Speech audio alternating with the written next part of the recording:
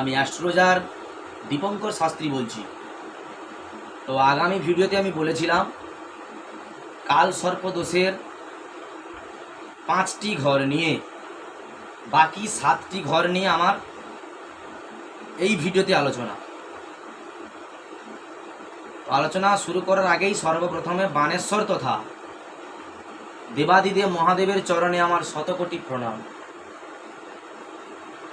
তো আসি, আগামী দিন বলেছিলাম রাহু পঞ্চমে এবং কেতু একাদশে।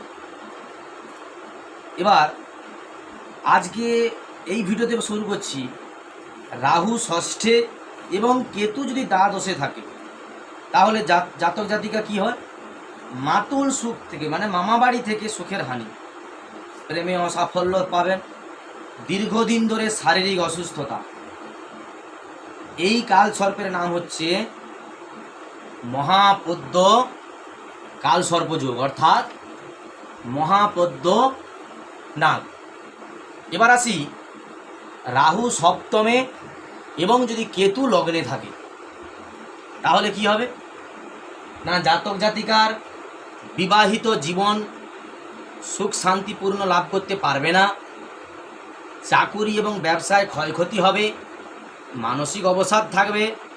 এর নাম হচ্ছে তক্ষক নাগ কাল সর্পদোষ, অর্থাৎ তক্ষক নাগ। এবার আসি, রাহু অষ্টমে এবং কেতু দ্বিতীয় থাকলে জাতক জাতিকা ছোটোখাটো সমস্যা নিয়ে বেশি চিন্তা করবে, পর্যাপ্ত টাকা হাতে থাকবে না, সব সময় টাকা পয়সা নিয়ে মানসিক দুর্বলতা পড়বে, সব সময় একটা দুশ্চিন্তা মাথায় কাজ করবে। এই কাল সর্পের যোগের নাম হচ্ছে কর্কট নাগ কাল সর্পযোগ, অর্থাৎ কর্কট নাগ। এবার আসি, রাহু নবমে এবং কেতু তৃতীয় থাকলে জাতক জাতিকা কি হবে না, বাবার কাছ থেকে সুখের হানি ঘটবে, ভাগ্য সব সময় ভালো সাথ দেবে না, ব্যবসায় ক্ষতি হবেই।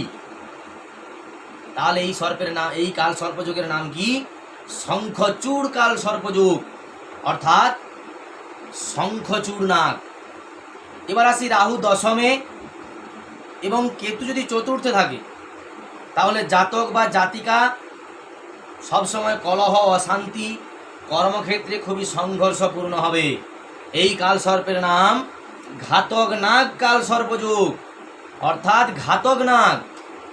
এবার আসি, রাহু একাদশে এবং কেতু পঞ্চমে থাকলে জাতক জাতিকা নিজের সন্তানের কাছ থেকে দুঃখ, কষ্ট, যন্ত্রণা পেয়ে থাকবে, চক্ষু এবং হৃদয় এর স্মরণ শক্তি খুবই দুর্বল হয়ে পড়বে, চোখে খুব কম দেখতে পাবে, উচ্চশিক্ষায় বাধা পাবে।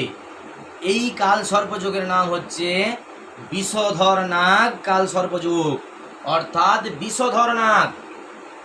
এবং সর্বশেষ অর্থাৎ 12 নম্বর ঘর, জন্মকুণ্ডলীর 12 নম্বর ঘর বা 12 নম্বর ভাব, রাহু যদি দ্বাদশে থাকে, কেতু যদি ষষ্ঠে থাকে তাহলে জাতক জাতিকার কি হবে? গোপন শত্রু থাকবে, ষড়যন্ত্র করে শত্রুরা মিথ্যা মামলায় জাতক বা জাতিকাকে জড়িয়ে দেবে, মানসিক অশান্তি হবে, মিথ্যা বদনাম হবে।